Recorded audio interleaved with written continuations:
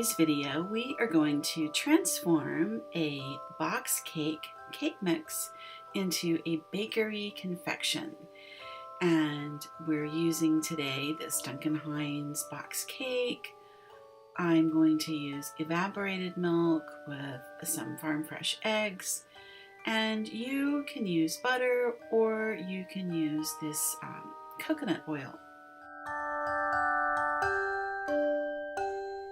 The key to making this work is in the substitutions. So we're going to substitute the milk for the water. We're going to add 1 extra egg and we're going to double the oil. And what most people do is use melted butter.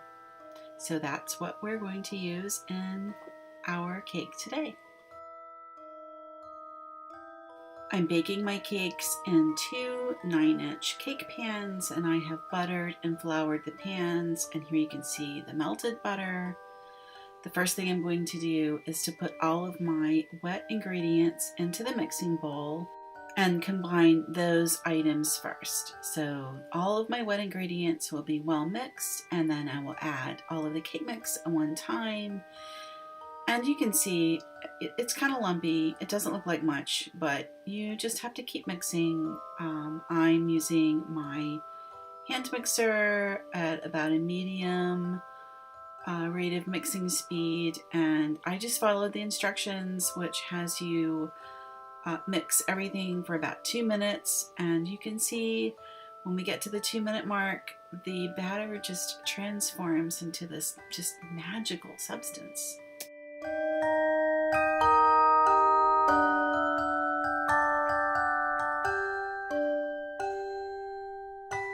Divide your mixture between the 2 pre-prepared cake pans. Try to get this as even as possible because then the cakes will bake more evenly. I've preheated my oven and I'm putting these cakes on the middle rack. You want to have them in the middle of your oven so that they'll bake evenly. And I followed the baking instructions on the box, and they baked up beautifully. Here I'm checking them for doneness. I'm putting the knife in the middle. It comes out clean, and so that tells me the cakes are done.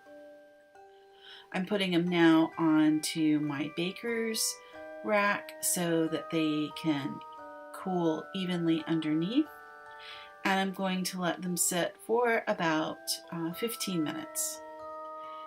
After 15 minutes of cooling time, I'll take that spatula, loosen the cakes from the sides, just to make sure that nothing sticks. You don't want to go to all this trouble and get to this point in your cake making to have it stick to the pan. And now I'm going to invert the cakes, and if we have done everything right, they'll drop right out of the pans, and they do.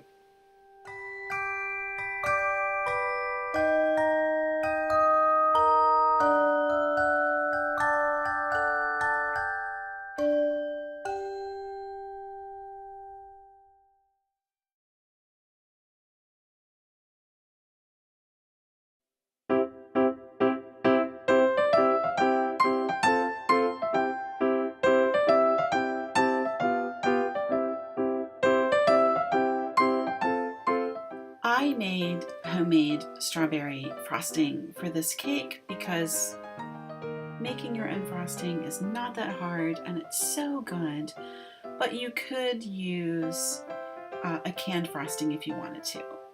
And let me also say that this is a home-style cake. I'm not trying to be super fancy. I didn't worry about leveling anything. There's no crumb coat, there's no piping. This is literally just make the cake and put the frosting on it. And honestly, that's all you need to do. And you can use the offset spatula to smooth it out a little bit, and you get a perfectly nice looking cake. If you want to jazz it up a little bit more, you can always add a few sprinkles on top, which I always recommend. Sprinkles are always a good idea.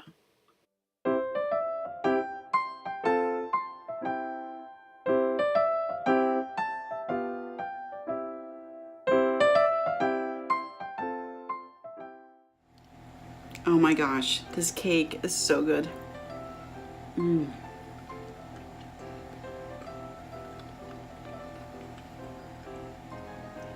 I think the extra step of making your own frosting is what really puts it over the top.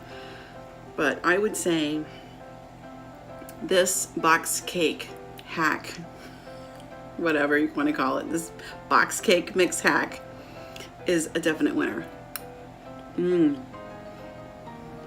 So give it a try